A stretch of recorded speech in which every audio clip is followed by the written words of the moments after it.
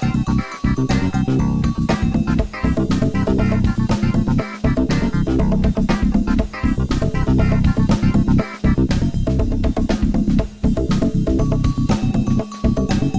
name is Ray Horner, and today what I'm going to show you is how to make your own stretcher. I'm going to show you a couple of different joinery techniques, and first what I would like to do is just to go over some of the materials that we're going to be using today. For the project, what we're going to use is a 1x3. This is number 2 pine that I'm using. You can also use poplar if you want to go up a little bit in your quality of materials. Also, what I'm going to use is a 1/4 round that's 1/2 inch 1/4 round. They have 3/4 inch 1/4 round if you want a higher lift on your canvas, but I find that the 1/2 inch is adequate. Also, what I've done is cut out corners from Luan. This is 1/4 inch Luan. We made some 45-degree corners that we're going to use for a part of our joinery.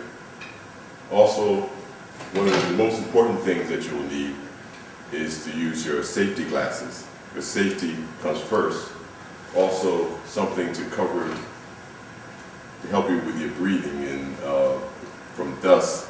So I always use a face mask, and we'll be using equipment that has a high noise level. So I also have something for the ears to protect your hearing. So as we get started, I'll show you some of the other materials that I'll be using. Now, I'll show you some of the materials that I'll use, and then there'll also be some other materials that you can use that'll be a little bit less expensive. Okay, now the next step that we're going to do, let me put my earplugs in, is that I'm going to attach the 1/4 round, and I'm just going to show you the angle that I'm going to use. This angle is going to be on the outer edge. The rounded edge is going to be towards the inside, being attached here, like this. But the first thing that we're going to do is put some glue down. Glue is our most important friend. It acts as a bonding agent. Actually, it works better than nails. We're going to use nails and just basically to clamp it down initially. And we're going to bead of glue down. You don't need that much, just a little along the edge here.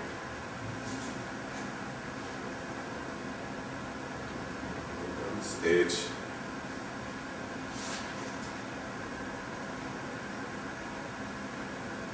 Like that.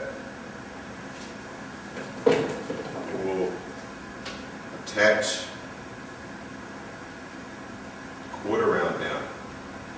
Now, like I said before, I'm using a pneumatic nail gun, but you can also use brads. Use small brads, like 1-inch brad nails I have here with a hammer. So if you don't have a nail gun, you can use that. I'm using this so that I can speed up the process, so you can see me work. So what I'll do is I'll attach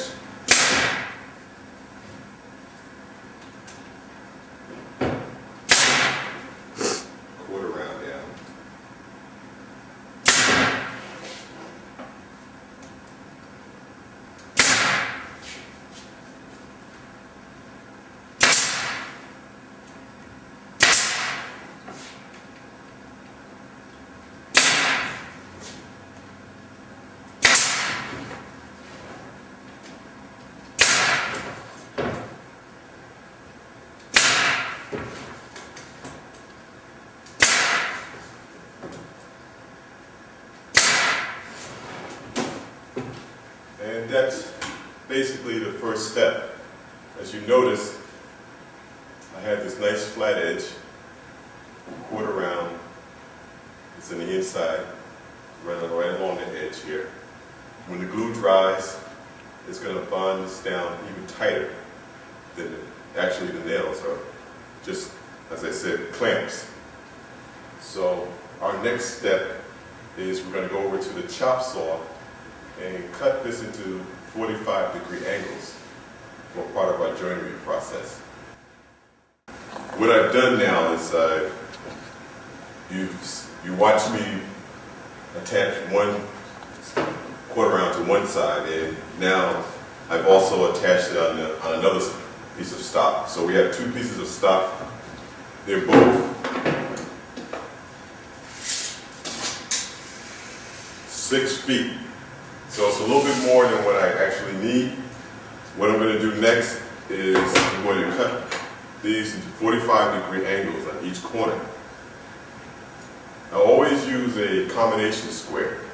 Combination square has a 45-degree angle on one side, and it also has a 90-degree angle on the other side, and it allows me to make my marks. So I can always check my marks on the chop saw with this to make sure that I have an actual 45-degree cut.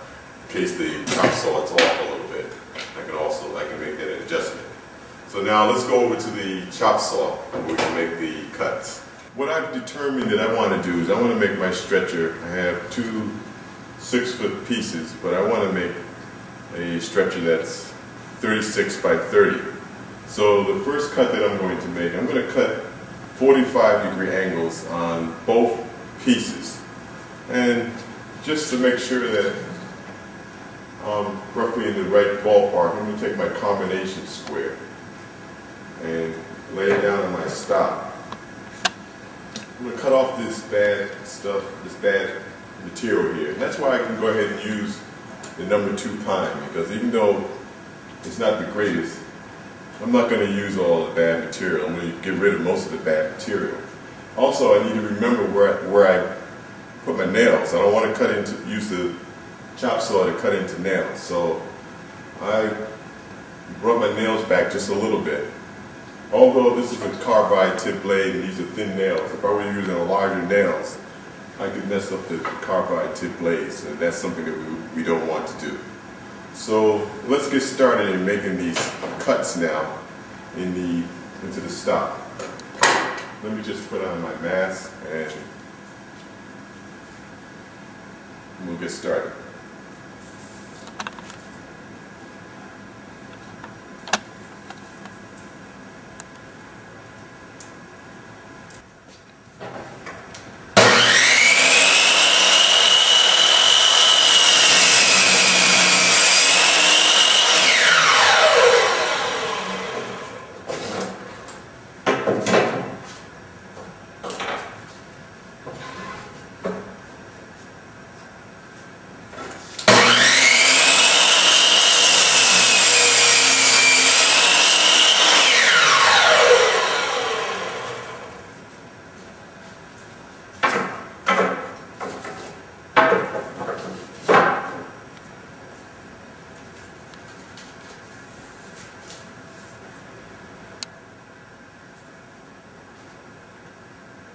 Now, as you notice, I've cut both of these pieces together. And now what I'll do is I'm going to measure off for the 30 inches right off the top. Make my mark.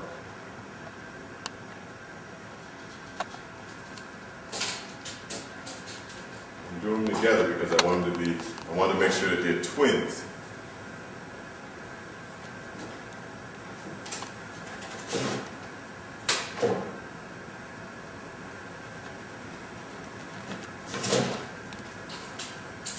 Also remembering that I don't want to cut the nails off. And I'm going to take my combination square again, just to the line. I want to show you the right way to do it. You'll learn your own little shortcuts later.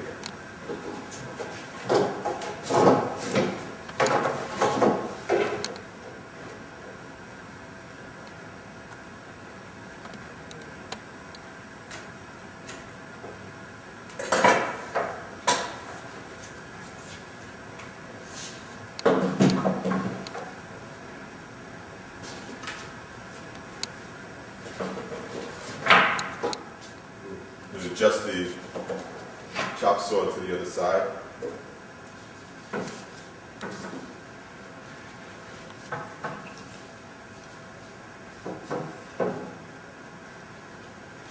Bring the chop saw down to the line here. Check on both sides, make sure it's right on that line before I make my cut. Put my mask back on.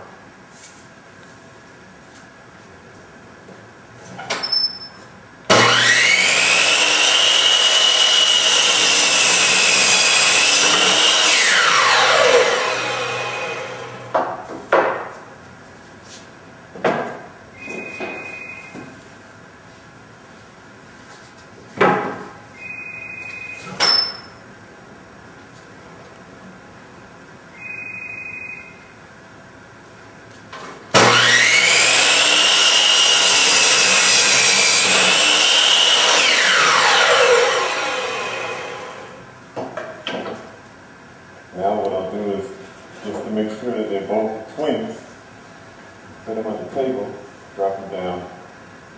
You see that the top, the corner, the top, they align perfectly. Now we know we have perfect twins. Now all we need to do is to continue and make my other sides for my 36.